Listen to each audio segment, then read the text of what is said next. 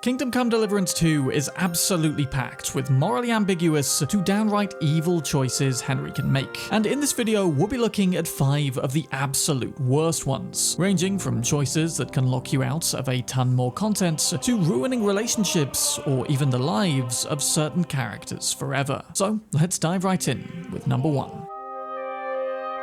There are 2 ways to progress the main questline at the start of the game. We can either go down the blacksmithing route, becoming an apprentice to Radovan, or we can conduct some more shady operations for Miller Krazel, one of the more interesting characters in the game, who's well ahead of his time with his open-minded attitude to scientific principles. We'll soon learn that the Miller doesn't simply need us to haul bags of flour, but rather steal secret documents containing explosive chemical formulas with the power to revolutionize chemistry and drag mankind out of middle-age warfare. We'll have to procure a few books for him, as well as wade through several piles of literal shit to secure the ingredients for refining black gunpowder, needed for the newly emerging pistols and cannons. With this all done, Krazel will grant us a spectacular demonstration by detonating an early form barrel of TNT, before claiming that with such technology, he could level Trotsky if he had a mind. But as a mad scientist ahead of his time, the Miller is more focused on conducting these experiments simply to satisfy his own curiosity, to blow shit up, mostly just to learn what will happen, and to bring about a new age of science over superstition.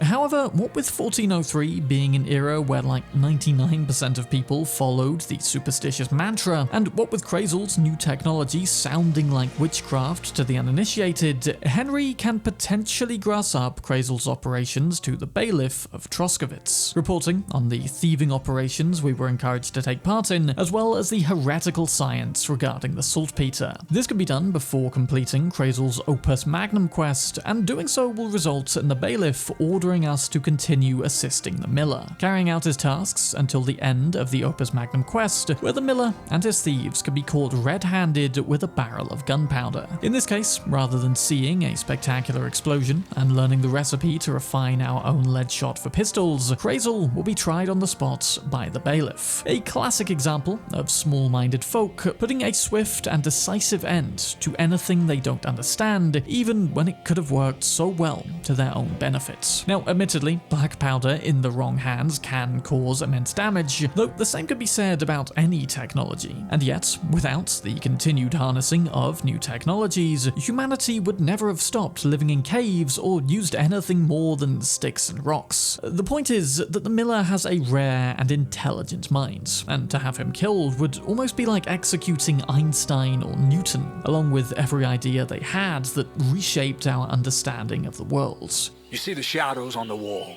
but you miss the flame casting them. You don't understand the world hidden behind the world of matter. Then what did you want to do with black powder? To try it out, to test its power. And how would you do that? Blow up the rat house? No! Why would you think that? You spoke of the end of the old world.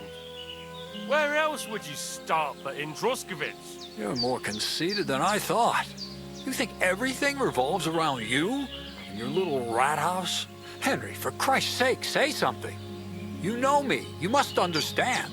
Worse still, even if Henry realizes at this point that the Miller bears no directly harmful intentions, it's too late to change the bailiff's mind. Amidst the chaos, the Miller and his entire band of assistants are immediately hanged, putting a tragic dampener on this string of side quests and locking out any further incomplete tasks in Lower Semine, like the fighting quests. We will be rewarded 600 groschen for turning over a sorcerer, though that'll never pay the cost of snuffing out a rarely curious and brilliant mind like Miller Krazel. And, as I mentioned before, the bailiff is also shooting himself in the foot, even though there's no gunpowder, as he too could have profited from Krazel's new manufacturing venture. You see, if we complete the Opus Magnum quest, enabling Krazel to kickstart his gunpowder manufacture already, he'll actually go and cut a deal with the bailiff, obtaining an under-the-table permit of sorts to continue his operations in exchange, no doubt, for granting the bailiff a cut of the profits. Basically, so long as Krazel remains alive, everybody wins, so don't kill him unless you're going for a particularly evil playthrough. Of course, eventually, men like Krazel would begin to get their more scientific way. As the guy said, progress would never be stopped, and back in 1403, if Henry is feeling quite hungry, he'll have to go foraging far and wide for food. But in 2025, things are a lot simpler, especially thanks to today's video sponsor, Factor.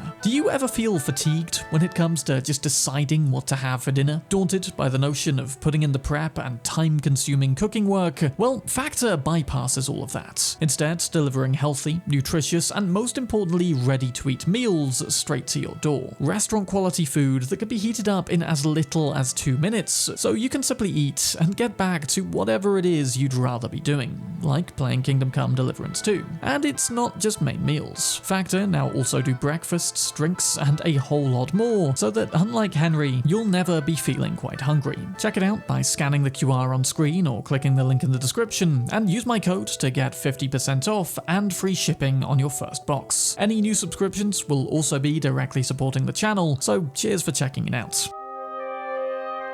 Back to the topic of evil playthroughs though, this next choice results in even greater devastation for even more innocent people. Spoilers ahead for the quest Necessary Evil in Act 1. After returning from Nebekov Fortress to Trotsky, Henry and Hans are tasked with interrogating a prisoner from the tribe of bandits that attacked Otto von Bergow. Through either verbal persuasion or something a little more gruesome, we'll learn that the newly married young Lord Semine is in league with a band of rebels, disappearing from his own wedding early in order to ambush Otto and his men. That's why von Bergow never showed at the wedding. Now, at this point in the game, we are led to believe that von Bergow is our ally, and it's therefore tempting to reveal young Semine's involvement to him. This, however, is a terrible decision. In fact, earlier on, even before the potential torture takes place, you don't even want to mention young Semine from among this list of suspicious goings-on. Else, this terrible outcome will, in all likelihood, be forced to occur anyway. Von Bergow, in this case, will understandably send us immediately to Semine to punish the young lords, and we'll go along with Capon and von Bergow's man Hasek, whom we'll speak to on the journey. Hasek is understandably pissed off at the wanton slaughter of many among his ranks, and upon arriving at Semine is not in the mood to grant an ounce of mercy to anyone. Lord Semine, who you'll probably be well acquainted with by now, understandably refuses to turn over his son to the gallows, but Hasek, granting no quarter, instead escalates the situation. Deciding that everybody in the fortress must also be in league with the traitorous young Semine, he instructs a massacre, as Henry and Hans are forced to bear witness to the likes of drownings and stranglings of innocents. Even upon finding the young lord, he is also executed by Hasek on the spot. Semine Fortress is torched to the ground, and everybody inside, even the bailiff's newly married daughter, perishes in one way or another. This locks us out from skill teachers, a whole stable of horses, and the Jules questline, where we would have eliminated his old band of cutthroats for certain rewards. Semine itself is sealed off, with smoke rising from within thereafter, and von Bergow was not exactly thrilled at Hasek's rashness, barely so much as scolds the man, claiming that that's war and being more annoyed at the profits he'll lose with the deaths of his subjects than anything else. Now, there is a slightly less awful alternative here if you do wind up investigating Semine with Hasek, and that is to stand up for the people of Semine.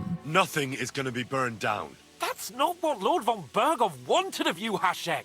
Come to your senses. You won't tell me what to do or not do. I'll have my revenge on these bastards, and nobody will stand in my way.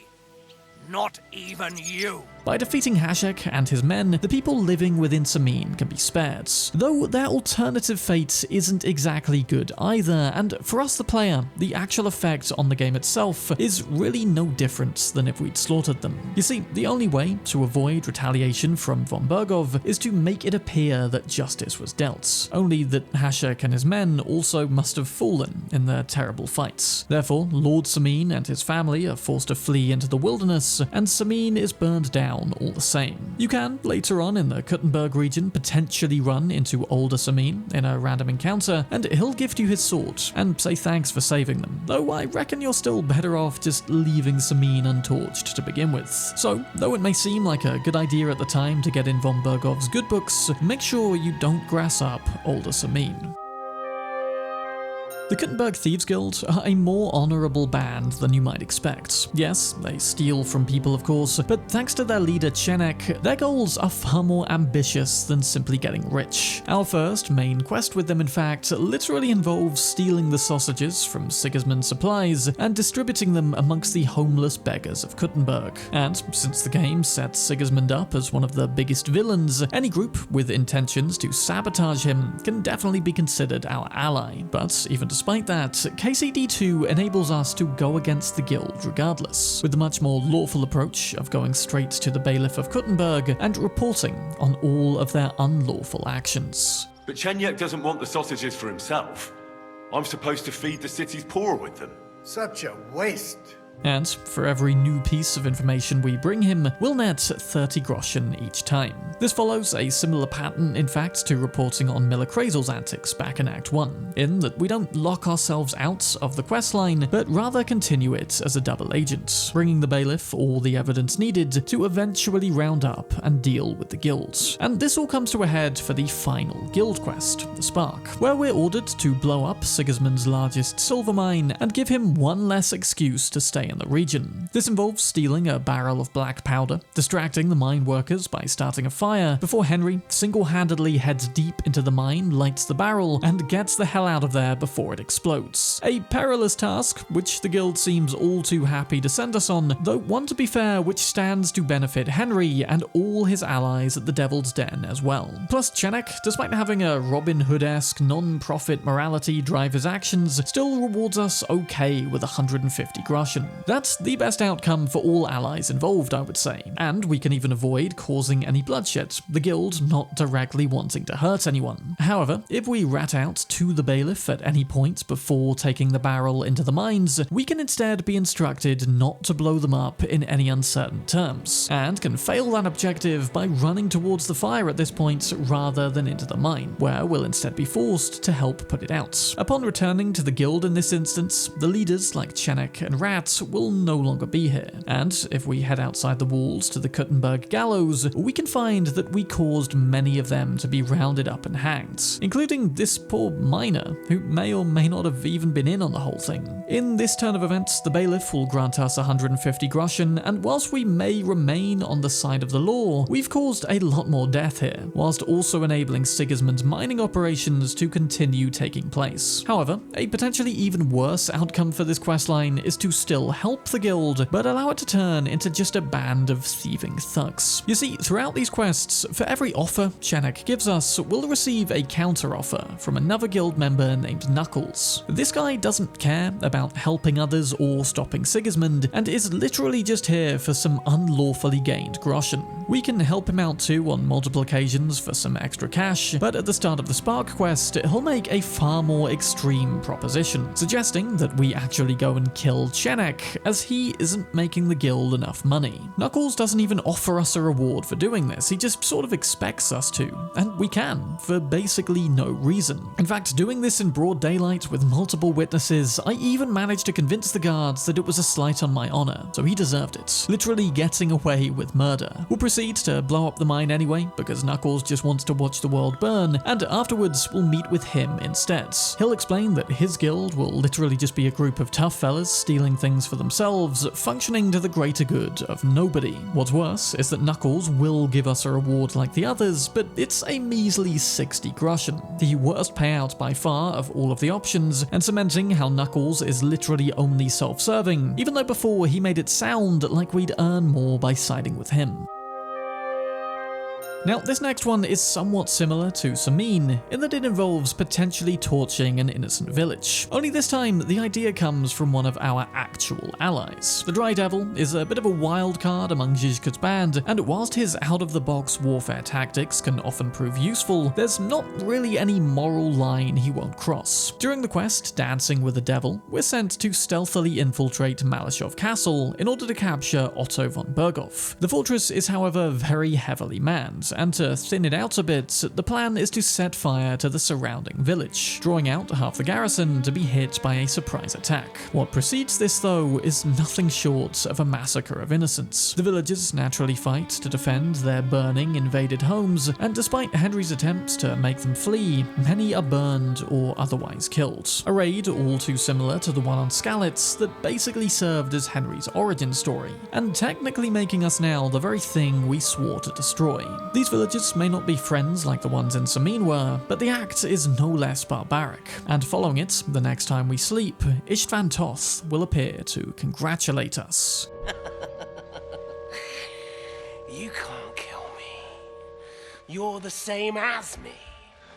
It's definitely a pretty evil action to take, so what do we gain from this choice? Well, for starters, let's point out that you can't always necessarily save Maleshov. To go against the Dry Devil's plan, we'll first have to defeat him in a duel. Though, to be fair, by the time you get to it, I literally defeated him in 2 hits, so it shouldn't be that hard. And with him defeated, he'll agree to bypass burning the village. So by looking at both of these outcomes, burning Maleshov and not, we gain practically nothing by burning the place. The idea pitched beforehand is that by having to fight a stronger garrison inside the fortress, our men's lives are at a greater risk. Though fortunately, all of them, or at least every named character, is skilled enough to survive the battle in either instance. Meaning, in the event that we torch Maleshov, the innocent villagers really died for nothing. We do have a slightly clearer run to open the gate after burning Maleshov, admittedly, and you can open it a lot quicker with much less sneaking around, but that's not really a problem unless you utterly hate stealth. You'll also upset Rosa Rudhard a bit by torching Maleshov, though it doesn't lock out a potential romance with her, not entirely. I still got that afterwards by just apologizing. You will still get a dream vision of Istvan Toth if you don't burn Maleshov, but all he can really appeal to here is how we place the lives of innocent strangers above our friends. So who are you going to sacrifice for your conscience next?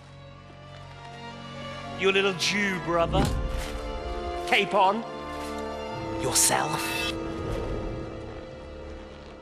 You play the game, but you don't understand the rules, and in the end you'll lose. Now, admittedly, Toth does have something of a point here. A question of how far we're willing to go, whose lives we're willing to risk, in order to maintain our own honor and morality. And that brings us on to the final, possibly most tragic worst decision of Kingdom Come Deliverance II. Huge spoiler warning for the final quests of the game, Reckoning and Judgment Day, so bookmark the video and come back later if you haven't played those yet. Now, weeks into the siege of Suchdol, Henry and crew find themselves in one hell of a bind. Starving to the point of cooking leather shoes into soup, it becomes obvious that they'll soon die without reinforcements. So, Henry and his recently met half-brother of sorts, Sam, great name, volunteer to sneak over the walls, steal some horses, and come back with reinforcements to break the siege. However, upon reaching the bottom of the wall, Sam immediately disappears, going on ahead without us, and by sneaking around to the other side of the camp, we'll learn that he's been captured by our French traitor, Bracquelin Brabant. We can sneak into the barn where Sam's been captured and rescue him, whilst also deciding Brabant's fate. We'll look at that choice in another video, but once dealt with, it transpires that Sam is now too injured to walk. He tells us to go on without him, and hopes that he'll be held by the enemy for a ransom. So we can do just that, finding the nearby stable and riding off alone to call for reinforcements. Or we can actually carry Sam, like some reverse ending to Lord of the Rings, and with some difficulty and a lot of stealth, to carry him to a horse as well, riding off into the night together.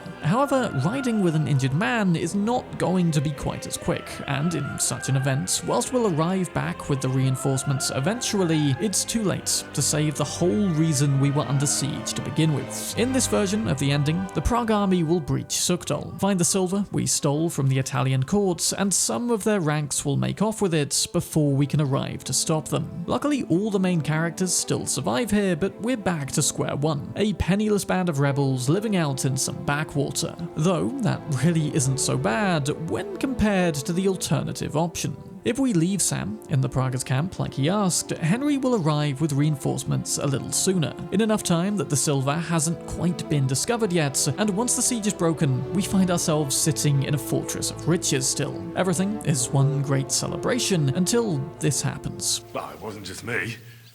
Samuel was the first to volunteer. Actually, where is Sam? I had to leave without him. I'm sure he made it out of the camp. So, where is he? Henry, I'm sorry. What happened? They hanged him beneath the walls. There was nothing we could do for him. May the Lord have mercy on his soul. God, I thought... I hope that... It's not your fault, Henry. What do you mean, not my fault? I should never have left without him. I should have gone back for him.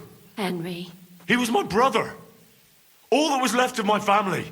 This shouldn't have happened. The sad truth as well is that we could have avoided this. The option to take Sam with us was there, and whilst it came at a very heavy cost, Henry obviously feels now like he killed his brother, or sort of brother. The entire end of the game is hit with this massive downer, and everybody just keeps saying how sorry they are that it happened. We eventually say some words in front of Sam, and his body is taken to Colleen for a Jewish burial. In the dream sequence with Ma and Pa at the end, Martin is obviously devastated too, and it really mucks with Henry's own character developments, learning that his adopted father had a secret and unknown actual son, only to have that son snatched away just weeks after Henry gets to meet him. We as a player don't even gain any silver or groschen for this ending, and it could canonically be stolen back again. But getting back one of Henry's last living family members, that's never gonna happen. That is, unless, say, Radzig has any more bastards stashed away somewhere. Now, this is by no means the complete exhaustive list of bad decisions you can make in Kingdom Come Deliverance II, and I'd love to explore more of them in another video. But let me know in the comments the most terrible choice you've made in this game, the one you feel most awful about, and maybe we'll explore it next time. Make sure to subscribe for more Kingdom Come videos, go check out Factor if you want to save a ton of time on cooking, and as always, a massive thank you to all the patrons for going the extra mile to support these videos. I'm Sam Bram, and I'll see you in the next one.